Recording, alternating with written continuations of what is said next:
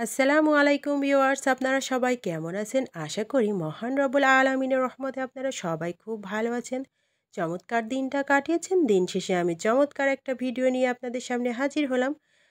ঘরে বাইরে দেশ ও বিদেশে যে যেখান থেকে আজকের এই রেসিপিটা দেখছেন সবাইকে আমন্ত্রণ। আমি সোনিয়া। আমি কুষ্টিয়া থেকে বলছি। আজকে আপনাদের সাথে শেয়ার করতে যাচ্ছি দারুণ একটা রেসিপি, সজনে পাতা ও মটর ডালের একটা রেসিপি। তবে চলো দেখে নেই রেসিপিটা। সর্বপ্রথমে আমি একটা কড়াইতে পানি দিয়ে দিয়েছি। এখানে পানি দিয়েছি প্রায় 3 কাপ পরিমাণ।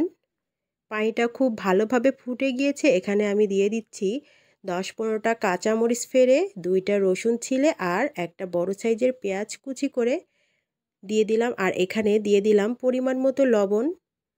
খুব ভালোভাবে পানিতে জাল উঠে গিয়েছে। এখন দিয়ে দিচ্ছি 1 কাপ পরিমাণ মটর ডাল। মটর ডালটা আমি ছোট মটর ডাল নিয়েছি, খুব ভালো করে ধুয়ে ভিজিয়ে রেখেছিলাম 10 মিনিট। তারপর এটা ফুটানোর জন্য দিয়ে দিলাম পানির মধ্যে। এই ডালটাকে প্রথমে হাফ সেদ্ধ করে নিব। ডালটা ফুটছে আর চারপাশে বেশ খানিকটা ময়লা জমে উঠছে। এই ফেনাটা আমি ফেলে দিব। আস্তে আস্তে চারপাশ থেকে একটু একটু করে আমি ফেলে দিচ্ছি। তবে আপনাদের হাতের কাছে যদি এই ডালটা না থাকে, যে কোনো ডাল দিয়েই সজনে পাতার এই রেসিপিটা করতে পারেন। মটর, ছোলা, মসুর, হাতের কাছে যেটা থাকবে, মুগ ডাল দিয়েও করা যাবে, কোনো ব্যাপার না। এখানে আমি 1/4 চা চামচ দিয়ে দিচ্ছি খাবার সোডা। এতে ডাল ও সজনে পাতাটা দ্রুত সেদ্ধ হয়ে যাবে। আর 1/4 চা চামচ দিয়ে দিলাম আস্ত জিরা।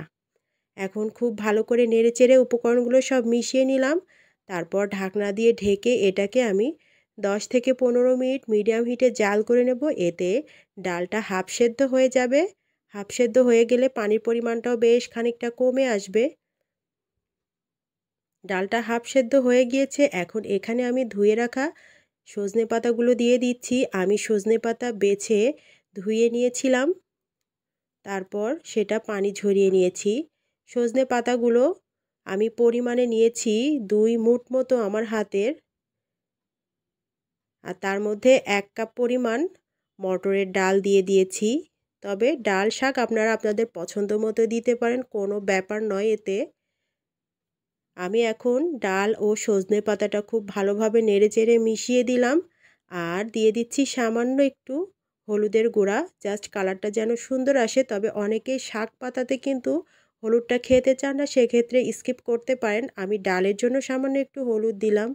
আর খুব ভালো করে নেড়েচেড়ে আমি আরও 5 থেকে 7 মিনিট মিডিয়াম হিটে রান্না করে নেব। এতে ডালটাও ফুলফিল সেদ্ধ হয়ে যাবে আর শাক পাতাটা সেদ্ধ হয়ে যাবে। পানিটা শুকিয়ে গিয়েছে এবং ডাল ও শাক খুব ভালোভাবে সেদ্ধ হয়ে গিয়েছে।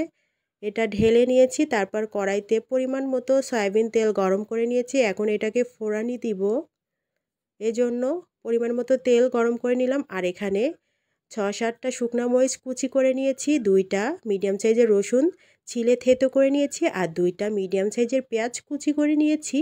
সর্বপ্রথম শুকনো মরিচগুলো তেলের ওপর দিলাম। দেওয়ার সাথে সাথে কালচে ধারণ হয়ে গিয়েছে, কারণ তেলটা খুব বেশি গরম হয়ে গিয়েছিল। মরিচটা দেওয়ার পরপরই পেঁয়াজ রসুন দুটোই দিয়ে দিলাম। আর এখন এগুলোকে আমি বাদামি রঙের করে ভেজে নেব। বাদামি রং হওয়া পর্যন্ত ভাজতে থাকবো। বেশ খানিকটা কালার এসে গিয়েছে বাদামি। এখন এতে আমি দিয়ে দিব হাফ চা চামচ জিরা ফোড়ন। জিরা ফোড়নটা এ পর্যায়ে দিলে সুন্দর একটা ঘ্রাণ আসবে, এজন্য দিলাম। জিরা ফোড়ন দিয়ে আরও মিনিট খানেক আমি নাড়াচাড়া করে ভেজে নিব। সুন্দর কালার এসে গিয়েছে। এখন আমি শাকটা ফোড়ন দিয়ে দিচ্ছি। এই যে শাকটা ঢেলে দিলাম। দিয়ে এখন আমি আরও মিনিট 2-3 নাড়াচাড়া করব। তারপর মশলাগুলো খুব ভালোভাবে মিশে যাবে আর ভাজা ভাজা হয়ে যাবে। তবে এক্ষেত্রে আপনারা কিন্তু এই শাকের রেসিপিটা একটু নরম নরমও করতে পারেন। সেক্ষেত্রে পানির পরিমাণটা একটু সেদ্ধর সময় বেশি দিবেন, তাহলে একটু ভিজা ভিজা হবে। আমি একটু শুকনা শুকনা করেই আজকে শাক ডালের রেসিপিটা করলাম। পুরোটাই আপনাদের পছন্দ মতো। আপনারা যদি নরম খেতে চান, সেক্ষেত্রে ডাল সেদ্ধর সময় পরিমাণটা পানির একটু বাড়িয়ে দিতে হবে, এই আর কি। আমি আরও মিনিট 2-3 নেড়ে চেড়ে ভেজে নিলাম। এতে শাকের সঙ্গে ফোড়ানি মশলাটা খুব সুন্দরভাবে মিশে গিয়েছে আর আমার শাকটাও পারফেক্টভাবে রেডি হয়ে গিয়েছে। এভাবে ডাল দিয়ে সজনে শাকটা খেয়ে দেখবেন, দারুণ লাগে কিন্তু। আর যেমন ঔষধি, এটা খুবই উপকার শরীরের জন্য। ব্যথা বিষ প্লাস ডায়াবেটিস রোগীদের জন্য চরম উপকারী। জয়েন্টের ব্যথা, হাঁটুর ব্যথা, ম্যাক্সিমাম মানুষেরই কিন্তু এখন এইসব সমস্যা। এজন্যই এই রেসিপিটা শেয়ার করা। সজনে পাতা বিভিন্নভাবেই খাওয়া যায়। এটা আমার ছিল দ্বিতীয় রেসিপি। এরপর আমি আপনাদের সাথে আরও একটা রেসিপি শেয়ার করব। আজকের ভিডিওটা যদি ভালো লাগে বন্ধুদের, সবার কাছে একটা লাইক আশা করি। আর তোমরা কে কীভাবে সজনে পাতাটা খাও অবশ্যই কমেন্ট করে জানিও। তোমাদের আজকের ভিডিওটা ভালো লেগেছে তো? আশা করি তোমাদের খুবই ভালো লেগেছে। নতুন বন্ধু যারা এসেছো সবাইকে আমন্ত্রণ আমার চ্যানেলে। সবাই ভালো থেকো, সুস্থ থেকো। আল্লাহ হাফেজ।